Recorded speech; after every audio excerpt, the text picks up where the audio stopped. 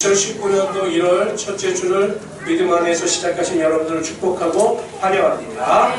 저는 오늘 가진 빌립보서 2장 5절에서 11절까지 말씀을 가지고 그리스도의 예수의 마음을 품으라, 이와 같은 제목으로 하나님의 말씀을 준비하도록 하겠습니다. 이 그림이 뭔지 아십니까? 아시죠? 이게 치유의 만찬입니다. 이 치유의 만찬을 그린 화가의 이름은 레오나르도 다 빈치입니다. 이 치유의 만찬의 그림이 어디에 있는지 아십니까? 어떤 사람들은 과천 현대미술 박물관에 있잖아요. 이게 밀라노에 있습니다. 밀라노의 산타 마리노 텔레 그라치아 교회에 있어요. 이게 벽화입니다. 우리는 회화라고 생각이 벽화. 크기가 가로가 9.1m, 세로가 4.5m니까 어마어마한 크기죠. 이 마지막 만찬을 레오나르도 다빈치가 그릴 때 두 가지 큰 어려움이 있었습니다. 첫째, 과연 예수의 얼굴을 그려야 되는데 누구를 모델로 삼아야 하는지, 이게 고민이었어요. 그래서 어떤 사람의 얼굴 표정을 가지고 예수를 가장 잘 표현할 수 있을 것인가 고민하다가 한 교회 성가대에서 한 청년이 천사와 같은 얼굴을 가지고 하나님을 찬양하는 모습을 보면서 저 사람의 얼굴이야말로 예수의 얼굴이다라고 생각하여 그 청년을 모델로 삼습니다. 청에다가 돈을 지급하고 그려요. 그 청년의 이름이 피에트로 반디넬리입니다. 반디넬리. 그래서 예수의 얼굴을 완성했어요. 그런데 또 한 가지 문제가 뭐냐면 가룟 유다의 얼굴이에요. 이 가룟 유다의 얼굴만 완성하면 이 마지막 만찬이 최후의 만찬이 끝나는데 유다의 얼굴을 모델로 삼을 만한 사람이 없었더니 그러다가 길을 가다가 노숙자를 발견합니다. 술에 찌들어서 사는 노숙자를 발견하는데 그 얼굴을 보는 순간 세상의 모든 악한 얼굴을 다 품고 있는 듯한 느낌을 받았어요. 그래서 그 사람을 또 청빙해요. 돈을 주고. 그래서 그 사람 한참 동안 그 얼굴을 가지고 가룟 유다의 그 얼굴을 마침내 완성합니다. 그리고 그 사람에게 이 그림을 보여줘요. 내가 그리고자 했던 치유의 만찬의 그림이 이것인데 당신의 얼굴을 그림으로 이 그림이 완성됐다. 그런데 그 노숙자가 이 그림을 보다 깜짝 놀라는 겁니다. 왜냐하면 3년 전에도 자신이 이와 똑같은 그림을 봤다라는 거예요. 그래서 이 레오나르도 다빈치가 어디에서 누가 이 그림을 그렸는가에 대해 궁금했기 때문에 계속 물었죠. 알고 보니까 여러분 이 청년이 누구였을까요? 노숙자가 3년 전에 예수의 얼굴이었던 반디넬이었어요. 3년 동안 이 사람이 완전히 바뀐 거예요. 나중에 이 레오나르도 다빈치에게 이야기를 하는데 자신이 3년 전에는 은혜로 충만했고 믿음 안에서 살 때에는 항상 모든 것이 행복했는데 실패와 좌절을 겪으면서 점점 믿음에서 멀어지게 되고 그러므로 말미암아 자신이 이렇게 되었다라고 고백을 하더라는 거죠. 여러분 같은 사람이에요. 같은 사람인데 마음의 상태가 바뀌게 되다 보니까 그 사람이 완전히 다른 사람으로 변화되고 마는 것입니다. 마음이 그 사람이다라고 하는 말이 있어요. 어떠한 마음가짐을 가지느냐에 따라 그 사람이 결정되어진다는 거죠. 생각해보세요. 여러분, 악한 마음을 가지면 그 사람이 악한 사람이 되는 겁니다. 선한 마음을 가지면 그 사람이 선한 사람이 되는 겁니다. 그 마음에 예수 그리스도를 모시고 있는 사람이고 예수 그리스도의 십자가 은혜 가운데 살아가는 사람이라면 그 사람은 하나님의 자녀이고 하나님께서 허락하신 영생의 축복을 얻는 자입니다.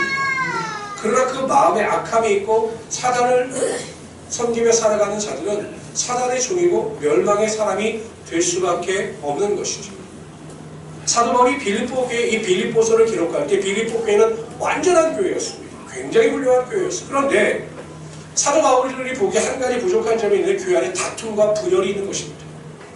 어떻게 하면 이 분열과 다툼을 해결할 수 있을까? 교회가 하나가 될 수 있을까? 교회가 서로 사랑할 수 있을까?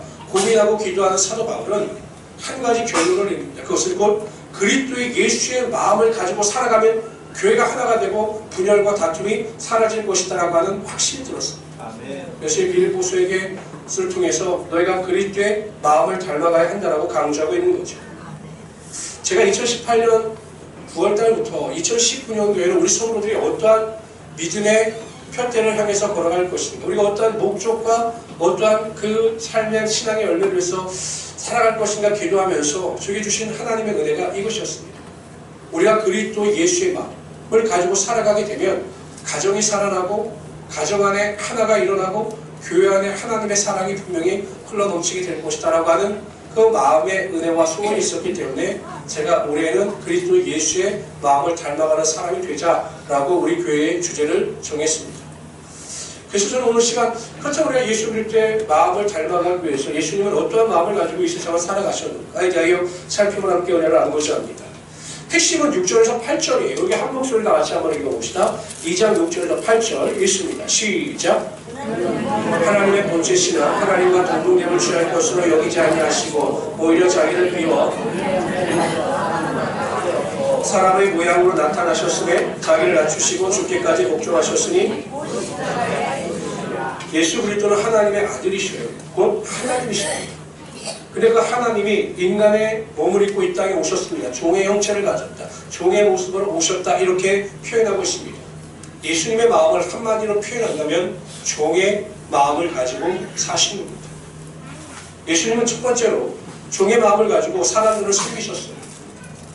예수님은 종의 마음을 가지고 정말 우리들을 사랑하시면서 우리를 섬기셨습니다. 우리를 섬기시기 위해서 첫 번째 종의 마음을 가지고 권리를 포기하셨습니다. 특권을 포기하셨습니다. 여러분 보통은 사람은 자기가 가지고 있는 특권이나 권리를 포기하고 싶지 않아 합니다. 그걸 누리고 싶어 하죠. 얼마 전에도 여러분 국회의원이 공항에서 신분증을 꺼내서 보여달라고 하는 그 공항 직원의 요구를 거부하죠. 내가 국회의원인데 내가 뻔히 국회의원인 건 아닌데 네가 왜 감히 나에게 이래라 저래라 명령하, 이게 기분이 나빴던 겁니다. 그래서 그 신분증을 꺼내서 보여주지 않지요. 계속 요구하죠. 오히려 화를 냅니다. 우리가 말하는 보통 갑질이라는 것을 아죠. 이게 문제가 됐습니다. 그러니까 국회의원이라고 하는 특권의식, 그 자신의 권리가 있다고 생각하기 때문에 사람은 그 특권과 권리를 누리기 위해서 국회의원이 그러한 실수를 한 것입니다. 여러분들은 그러한 특권과 권리를 누려보셨습니까? 여러분들은 평범한 소시민이기 때문에 그런 특권을 못 누려보셨나요? 저는 은행에서 한번 누려봤어요. 제가 은행과 오랜 거래를 했더니 하루는 은행 창구에 앉아있는 줄이 너무 긴 겁니다. 이렇게 한 2시간을 기다려서 제가 은행 업무를 봤는데 갑자기 그 은행 직원께서 하시는 분이 아우 손님은 은행 거래도 많고 대출도 많이 받으셔서 VIP십니다 이러시더라고요. 그러니까 다음부터 여기 줄 쓰지 마시고 저희 VIP로 보이시죠? 그걸로 가시면 다 해결해 주시니까 그걸로 가십시오 라고 하길래 가봤더니 너무나 좋더라고요. 커피도 주고 사탕도 주고 그냥 앉아 있으면 다 해주는 거예요. 제가 일일이 설명하지 않아도 딱 말만 하면 그냥 앉아서 차 마실 동안 다 해결해 주는 겁니다. 그래서 야, 이래서 VIP가 좋구나 했는데 2달 뒤에 빚을 갖고 나니까 다시 VIP에서 이렇게 탈락을 했습니다. 근데 지금도 은행에 가보면 야, 그때가 좋았는데 라는 생각을 합니다. 그러니까 인간은 자신이 가지고 있는 특권, 권리가 있으면 그것을 내려놓기가 정말로 쉽지 않습니다. 여러분 예수님을 보십시오. 유다와 또 대제사장들과 장로들이 파견한 사람들이 칼과 망치를 가지고 예수님을 잡으러 와요. 제가 보면 기껏해야 수십 명 정도 됐을 겁니다. 딱 그들이 오니까 나서기 좋아하는 베드로가 칼을 가지고 그 종 중에 한 사람이 말고의 귀를 탁 잘라버립니다. 그러니까 그 말고라고 하는 종의 귀가 딱 잘리죠. 그러니까 예수님께서 귀를 딱 주셔서 그 말고의 귀를 붙여주셔요.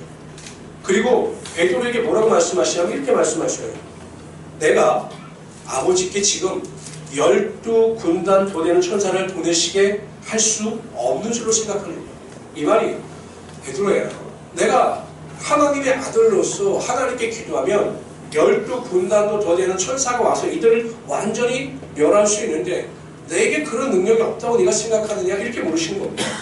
여러분 12군단은요 그 로마의 한 군단은 보통 보병이 6,100명 마병이 726명이에요. 대략 7,000명으로 잡으면 12군단이면 7 곱하기 12, 7이지 8,400 정도에다 12군단 이상, 10,000명 이상이나 되는 천사들이 내려오면 그 수십 명밖에 되지 않는 그 검과 그 망치를 든 사람들을 그냥 완전히 멸할 수 없었겠습니까? 예수님은 그러한 권리, 그러한 특권을 가지고 있으신 분이셨습니다. 그런데 그 특권이나 권리를 사용하지 않으셔요. 왜? 십자가에서 돌아가시기 위해서. 우리의 죄를 담당하시고 자신의 사명을 온전히 감당하시기 위하여 가지고 있는 특권과 권리를 완전히 포기하시는 거죠. 그리고 가야바의 뜰에 끌려가셔서 조롱과 멸시를 당하십니다. 여러분들이 잘 알고 있는 손양원 목사님은 평양신학교, 북한에서 평양신학교를 졸업하셨어요. 그리고 여수로 내려가서 애양원 교회를 개척합니다. 거기 나병들이 모이는 교회예요. 여러분, 이 손영원 목사님은 일반 평범한 성도들과 목회할 수 있는 권리와 특권을 포기합니다. 그리고 나병 환자들의 친구가 되어 줍니다. 그다음 6년 동안 신사참배로 인해서 옥고를 치릅니다. 나와서도요, 또 애양교회 복귀하고 애양자활병원을 만들어서 원장이 되므로 나병들을 보살피는 일에 평생을 바칩니다. 그리고 여순반란 사건이 일어나요. 이제는 살만하니까 여순반란 사건이 일어나서 자신의 아들 동심과 동진이 죽임을 당합니다. 안재선이라고 하는 사람이 그 주동을 해서 그 아들 둘을 죽여버려요. 여러분 생각해보세요. 내가 고난을 당하고 내가 고통을 당하는 건 이길 수 있어요. 내가 아픈 것은 참을 수 있는데 자녀가 고통을 당하고 자녀가 어려워하는 것은 부모의 입장에서 못 견딥니다. 그런데 가장 사랑하는 두 아들을 죽인 그 안재선이라고 하는 사람을 어떻게 용서할 수 있겠습니까? 이번에 여러분 윤창호법이 만들어졌죠. 멀쩡한 아들이 여러분 운수운전한 사람이 죽임을 당했습니다. 아버지가 너무 원통해서 강력한 처벌을 요구합니다. 그 강력한 처벌을 요구하는 아버지를 누가 비난합니까? 사랑하는 아들을 잃은 그 슬픔에 대하여 그 아들을 죽인 음주운전한 사람에 대한 강력한 처벌을 요구하는 그 아버지를 누가 비난합니까? 당연하다고 생각하죠. 충분히 그럴 자격이 있다라고 생각을 합니다. 그럼 손양원 목사님도 마찬가지 아닙니까? 그것도 둘입니다. 두 아들을 죽인 그 안재선이라고 하는 사람을 충분히 미워하고 그를 다른 사람들을 통해서 비난할 수 있는 권리나 특권이 있었습니다. 그렇게 하지 않으셔요. 사랑하지요. 용서하지요. 자신의 양아들로 삼아서 신학 공부를 시킵니다. 손양원 목사님은 자신이 미워할 수 있는 권리, 특권을 다 내려놓고 하나님의 사랑으로 그를 보듬었던 것입니다. 우리도 마찬가지입니다. 이 세상을 살아가다 보면 싫은 사람도 있죠. 마음에 들지 않는 사람도 있죠. 미워할 수 있는 사람도 있습니다. 충분히 그런 자격이 우리에겐 있어요. 나를 괴롭히는 사람을 미워할 수 있는 자격이 우리에겐 있습니다. 그러나 그러한 권리, 미워할 수 있는 자격을 다 내려놓고 하나님의 명령과 말씀을 쫓아 그들을 섬기며 살아가는 것이 하나님께서 원하시는 우리의 삶이 될 수가 있다는 것입니다. 우리가 다른 사람의 실수나 잘못에 대해서 왜 분노를 느끼고 정죄하고 비난할까요? 우리 힘들게 하면 비난합니다. 정죄합니다. 왜 그럴까요? 아직도 우리의 마음은 우리가 주인이기 때문입니다. 종의 마음을 가지지 못하고 주인의 마음을 가졌기 때문에 여전히 비난하고 정죄하고 미워함으로 말미암아 하나님 앞에 바로 서지 못하고 있는 것입니다. 저는 우리 모든 성도님들이 이 세상을 살아갈 때 종의 마음을 가지고 내가 감정적으로 가질 수 있는 권리나 특권도 다 내려놓으시고 판단도 다 내려놓으시고 오직 하나님 앞에서 온유한 마음을 가지고 살아가시는 하나님의 귀한 성도이 되시기를 주님으로 축원합니다. 두 번째, 예수님은 종의 마음을 가지고 다른 사람들을 섬기셨습니다. 다 같이 한번 읽어봅시다. 시작. 인자가 온 것은 섬김을 받으려 함이 아니라 도리어 섬기려 하고 자기 목숨을 마지막 만찬이 끝난 다음에 예수님께서 제자들의 발을 씻기셨어요. 그런데 그 전에 제자들은 무엇을 하고 있었냐면 예수님께서 로마로 정복하시면 누가 높은 자리에 앉을 것이다. 이걸 놓고 싸우고 있었습니다. 예수님이 이제 십자가를 지시러 가셔야 되는데 제자들은 누가 높냐 이것 때문에 싸우는 것이에요. 예수님 보기에 더 만신한 거죠. 그래서 예수님께서 갑자기 겉옷을 벗으시고 허리에 수건을 채신 채로 제자들의 발을 닦으셨어요. 여러분, 우린 지금 운동화를 신고 있기 때문에 그렇게 발이 더럽지 않아요. 그러나 그 광야가 많은 이스라엘에서는 샌들 신고 다니기 때문에 발이 굉장히 더럽습니다. 이 발 닦는 일은 주로 종들이 했어요. 종들. 근데 예수님께서 직접 제자들의 발을 다 닦아주셔요. 그리고 나서는 뭐라고 말씀하시면 내가 너의 발을 닦은 것 같이 너도 세상에 나가 다른 사람을 섬겨야 한다고 말씀하십니다. 예수님께서 제자들의 발을 닦으신 이유와 목적은 너희들도 똑같이 종의 마음을 가지고 다른 사람을 섬겨야 한다고 알려주신 거죠.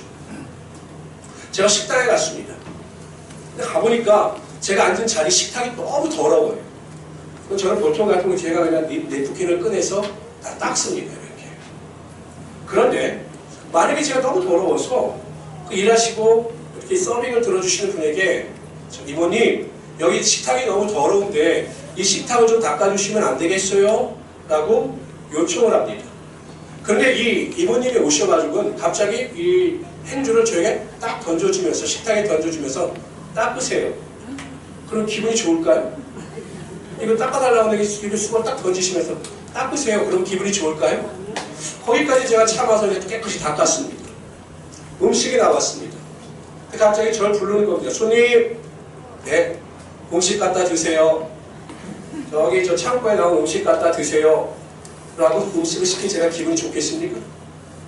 여러분, 서빙을 하는 일을 담당했으면 자신이 맡은 바 직분에 대하여 충실할 때 그게 가장 아름다운 거예요. 손님에게 서비스를 제공하는 일이 자신의 본분이면 그것에 최선을 다할 때 그게 가장 아름다운 모습입니다. 성도는 섬김을 받기 위하여 성도의 모습을 가지고 살아가는 자들이 아니라 다른 사람들을 섬기기 위하여 살아가야 하는 것이 성도의 모습이에요. 그런데 다른 사람을 섬길 때 그렇기 때문에 가장 아름다운 거죠. 섬김을 받으려고 한다면 성도로서 가장 취한 것입니다. 예수님께서 이렇게 말씀하셨습니다. 그러므로 무엇이든지 남에게 대접을 받고자 하는 대로 너희도 남을 대접하라. 이것이 율법이요 선지자니라. 이렇게 말씀하셨습니다. 그러므로 먼저 다른 사람을 대접하고 섬기는 것이 이상한 일이 아니라 여러분 당연한 일이에요. 당연한. 여러분 요즘에 설거지 당번 없으시죠? 젊은 부부들과 청년들. 학연경제. 네. 왜 설거지 당번과 이게 순서가 없어졌는지 아십니까? 당연히 없어지니까 어떤 분들이 이런 아유 일회용 컵을 쓰니까 설거지 당번이 없어졌나 보네요. 아니에요. 여전히 설거지들 하셔요. 조금이지만. 이 설거지 당번이 없어진 이유가 이렇습니다. 우리 권사님들이 이렇게 말씀하셨어요. 아 목사님, 애기 엄마들, 청년들 일주일 동안 직장 생활하고 교회 와서 예배 드리는 것만 더 얼마나 감사합니까? 이것도 은혜. 요즘 시대에 젊은 사람들이 누가 애기 데리고 여러분 이렇게 와서 예배를 드리는 목사님, 우리 교회는 축복받은 교회니까 애기 엄마들, 애기 아빠들, 청년들 고생하는 것이 너무 안쓰러우니까 우리가 감사하는 마음으로 설거지를 하겠습니다 라고 해서 설거지 당번이 없어진 거예요. 그럼 목사님 왜 안 하십니까? 제가 하면 젊은 부부들이 부담스러워할까 봐 저도 안 하는 겁니다. 여러분 권사님들이 섬김의 본을 보이고 다른 사람에 대한 섬김의 복음을 보이기 위해서 그렇게 함으로 설거지 당번이 없어진 것입니다. 그런데 우리는 당연히 섬겨야 하는 이 이유와 목적을 가지고 살아감에도 불구하고 왜 못 섬길까? 왜 가정에서 아내와 남편이 서로 못 섬기고 교회에서 왜 성도들 간에 서로 못 섬길까?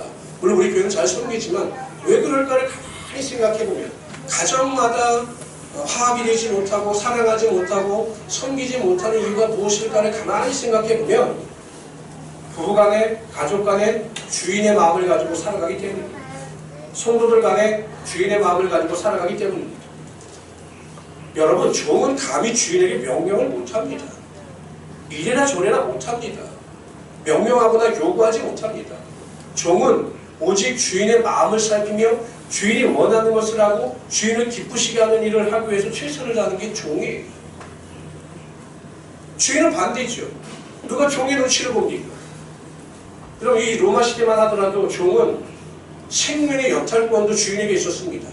주인 마음대로 할 수 있었어요. 이 종은 단지 말할 수 있는 도구에 불과할 뿐이었습니다. 그래 누가 종의 눈치를 봅니까? 안 보죠. 자신이 하고 싶은 대로 말하고 싶은 대로 생각나는 대로 종인이 막 퍼붓는 거죠. 이게 주인의 마음입니다.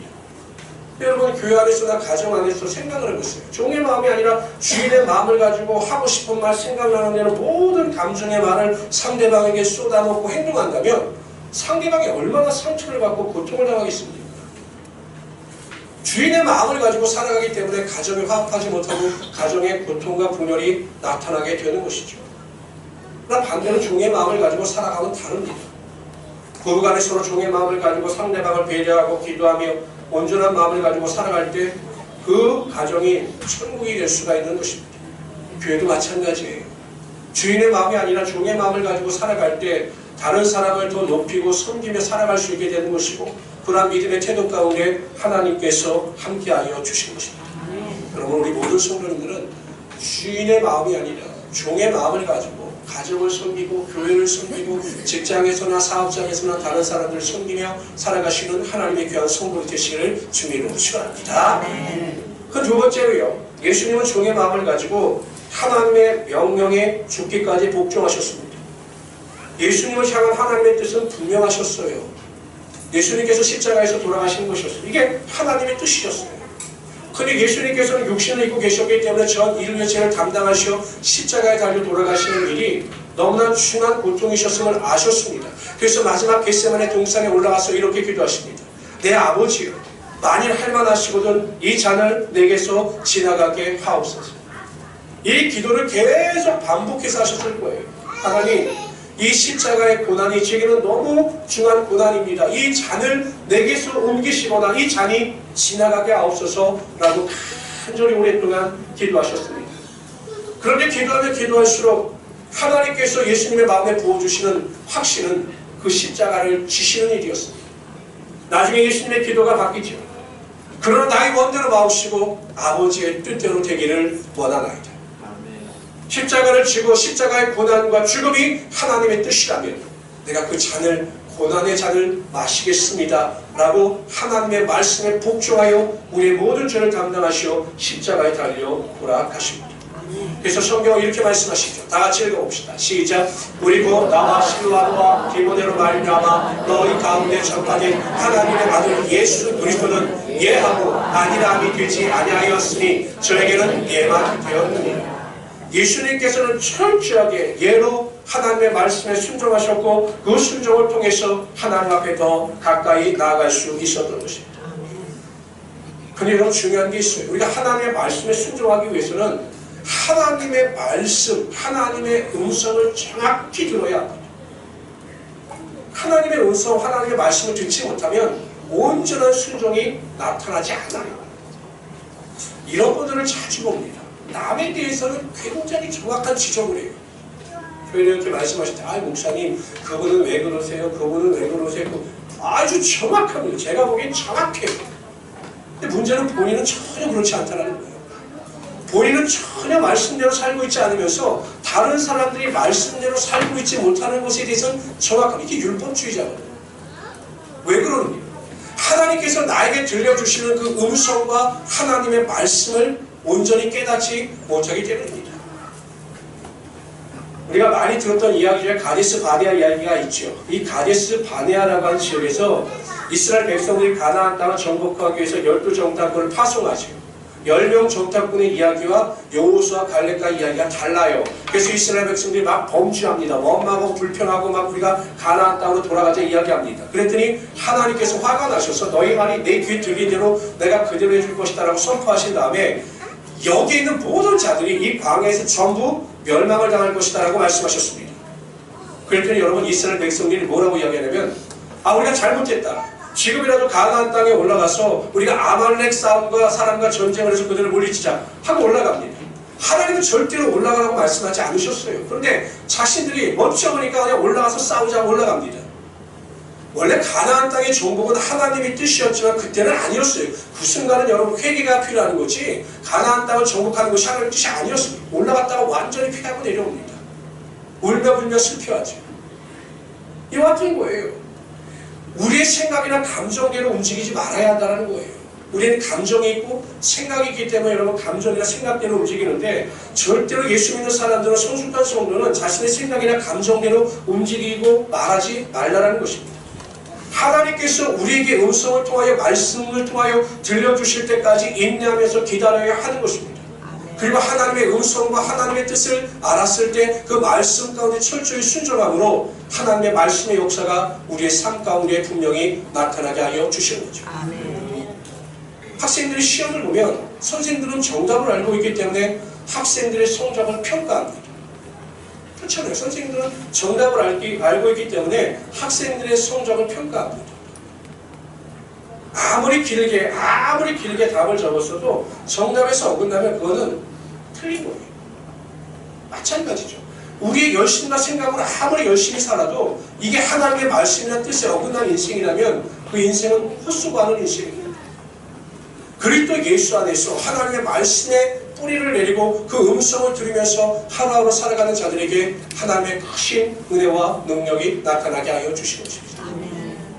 근데 여러분 오늘 결론을 보십시오. 예수님께서 종의 마음을 가지고 권리를 포기하셨습니다. 종의 마음을 가지고 낮아지심으로 섬기셨습니다.